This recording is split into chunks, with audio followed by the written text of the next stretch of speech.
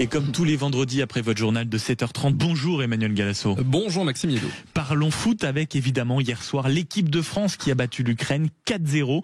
Grâce à cette victoire, nos Bleus sont donc qualifiés pour la Coupe du Monde. Mais pour autant, je ne vous sens pas, on va dire, très emballé, très excité ce matin. Non mais bravo à nos Bleus qui sont qualifiés. Il fallait gagner hier et ils l'ont fait, mais c'était dans la douleur face à des Ukrainiens. Notamment la première mi-temps. Notamment la première mi-temps. J'ai regardé, monsieur. Mais bravo Maxime, je vois qu'une passion naît et je suis pas étranger, j'en suis ravi.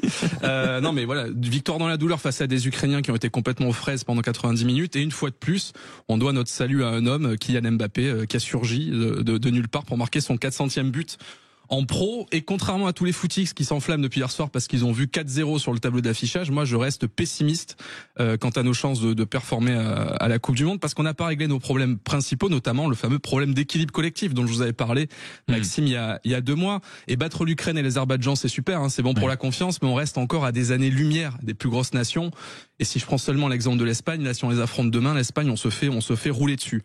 Et surtout cette équipe de France, elle ne progresse plus. Alors Didier Deschamps nous avait vendu une amélioration, un changement un peu de philosophie de jeu en passant de 3 joueurs offensifs à 4, mais en vérité rien n'a changé. Hier soir, Maxime, on nous vendait en attaque les 4 fantastiques, on s'est retrouvé avec la bande à Fifi.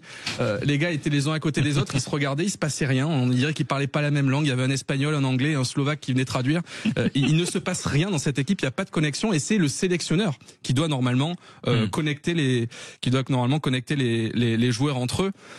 Et aujourd'hui, on est à 6 mois de la Coupe du Monde et le chantier reste abyssal. Et ce que Deschamps n'a pas fait en 1 an et demi, je ne vois pas pourquoi il arrivera à le faire en 6 mois. Donc, je m'adresse au sélectionneur. Didier, arrête de nous prendre pour des lapins de 3 semaines en nous faisant miroiter un football flamboyant qu'on ne verra jamais.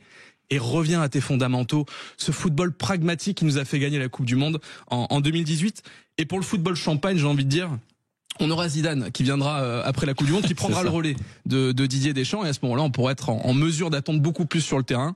Et pour le moment on va serrer les dents et on va supporter Didier Deschamps, supporter d'ailleurs dans tous les sens du terme, pendant encore au moins 6 mois. C'est là qu'on reconnaît les vrais fans de football, ouais. Supporter dans tous les sens du terme, subir par moment, en effet. Merci beaucoup mon cher Emmanuel Galasso. Donc parlons foot tous les vendredis après le journal de 7h30.